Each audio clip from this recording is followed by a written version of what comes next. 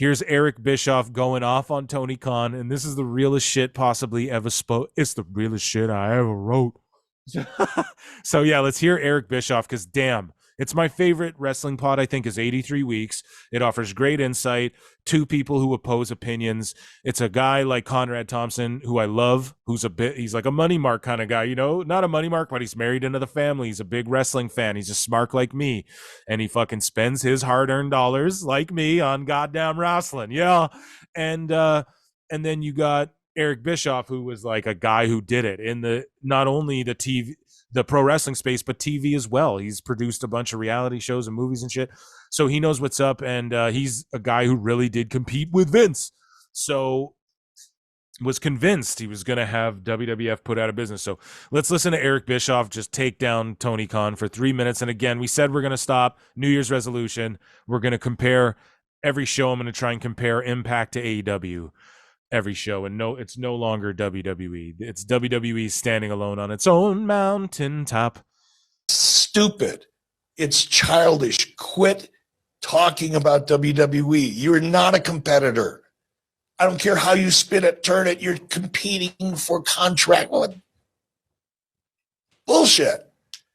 You're just in the same business. But because Tony's been so focused on satisfying the internet wrestling community and winning the Dave Meltzer Booker of the Year award 2 years in a row and catering to the smallest portion of what has become a very broad audience for professional wrestling, he's made himself unattractive, in my opinion, or less attractive at least, to potential television buyers, including his current television partner.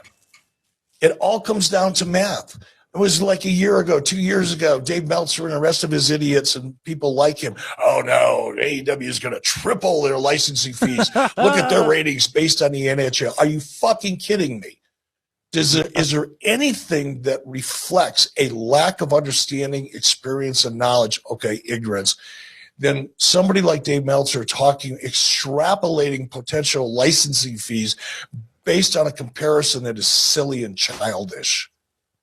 It's incredible. The blood, the types of content. How many times have you heard me say over the last 2 years, this is ridiculous. The blood, the excessive amount of blood and shit sticking out of people's forehead and fucking pizza cutters in front of a Pizza Hut. All that stuff is like a death by 1,000 cuts, no pun intended. Running off advertisers. Why is AEW even vulnerable at this point? Because they haven't grown their audience, because they've got a television product that advertisers do not want to be seen in. Therefore, it's remnant excess inventory. They're doing make goods with their commercial inventory because they can't sell it.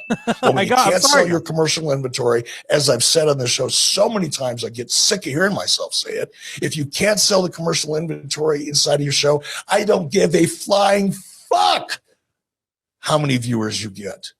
It's a black hole in terms of advertising. And that's where they're at. And now you've got Warner Brothers Discovery, who I believe made a play to acquire WWE. That opportunity availed itself a little over a year ago or whatever it was. They made their move then. They showed their interest in a long-term then. And if Warner Brothers Discovery is interested in sports entertainment and wrestling on their network long-term, where are you going to look? At what you've seen happen over the last year or at WWE? That's where they're at. Now, we don't know. It may never happen. This thing may all be a smokescreen. But if it happens, anybody that wants to know why it happened just needs to listen to the last 2 years of this show. Eric Bischoff, man, he just laid it down. And yeah, Warner Bros. Were looking at it, and we talked about it on the last show. They're revamping their whole movie, DC, comic book, everything. We're going to see big layoffs, and they would easily, in 2 minutes... Dude, they shelved that whole Batgirl movie. They just shelved it and wrote it off on taxes. You don't think that they'll sell their chunk of AEW that they own and sign WWE for more money? You don't think they'll do that? You're fucking crazy. Eric Bischoff just laid down the law. That was awesome. And yeah, the other thing too, when Tony Khan goes, we're number one on cable, you can be number one on cable and no one will say you're not number one on cable. You're number one on cable for that time that you're on cable. Now, again, that's not diminishing that, but it's not like he's number one on Wednesday nights. No, motherfucker. You're number one on Wednesday nights as far as your time slot, you know? Excuse me. So he just it's a little crazy, but yeah, we're Merry Christmas, Tony Khan and the Khan family. Merry Christmas, everyone who works at AW. For real, we're not hating. I'm gonna honestly try and be more positive about it. It's just hard because we want it to be great, and that's what people don't realize about Bischoff. He says it too. He's like, we want it to be great. Like, that's why it's so upsetting, because I competed and I failed, and that's why you should listen to Bischoff, because he tried and he failed at doing what Tony Khan's trying to do. He almost did it, and then he came so close and failed. Right?